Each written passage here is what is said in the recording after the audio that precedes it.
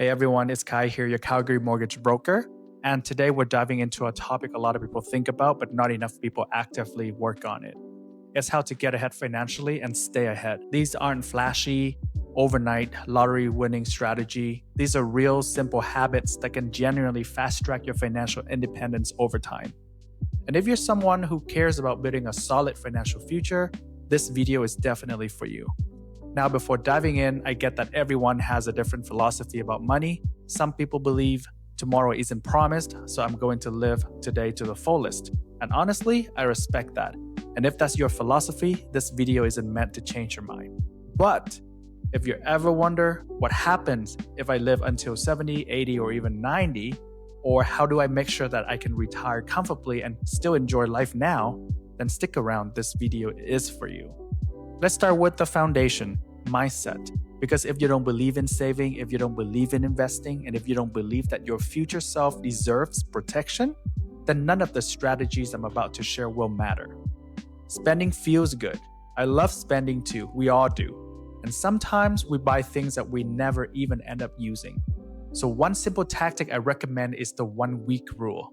Here's how it works. You see something that you want, like a t-shirt, some gadget, whatever. Instead of buying it immediately, wait 1 week. If you still want it after a week, buy it if you have the budget for it.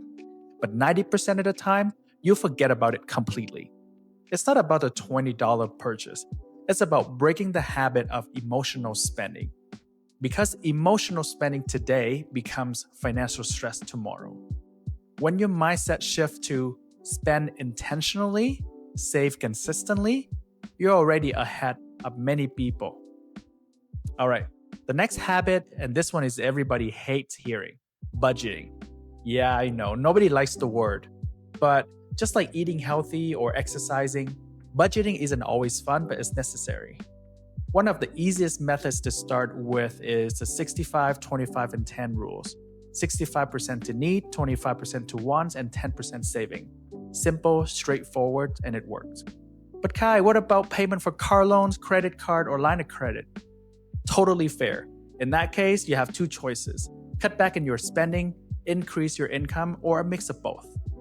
Budgeting isn't punishment. It gives you control over where your money goes instead of wondering where it went. Next up, probably the biggest one, pay off your consumer debt.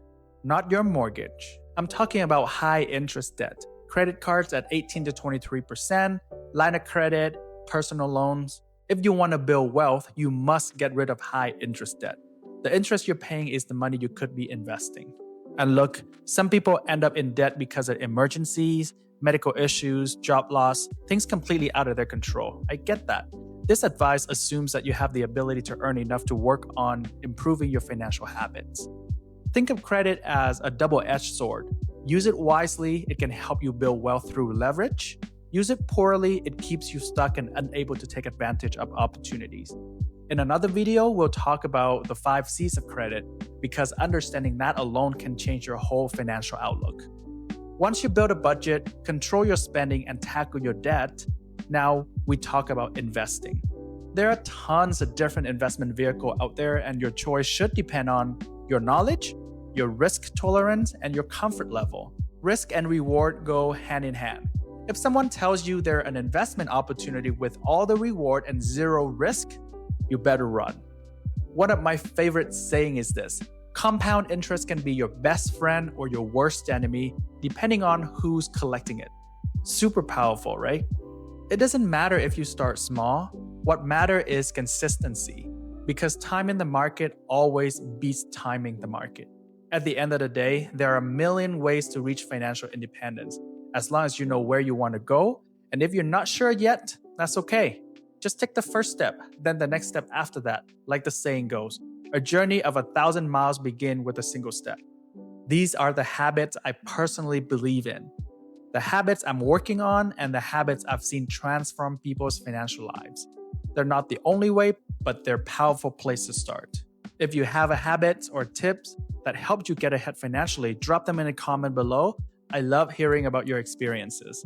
And if you found this video helpful, please don't forget to like, subscribe, comment, and if you ever need guidance on mortgages, refinancing, or building financial stability, you can visit my website at www.khailu.com for more information. Big hugs with love, and I'll see you in the next video.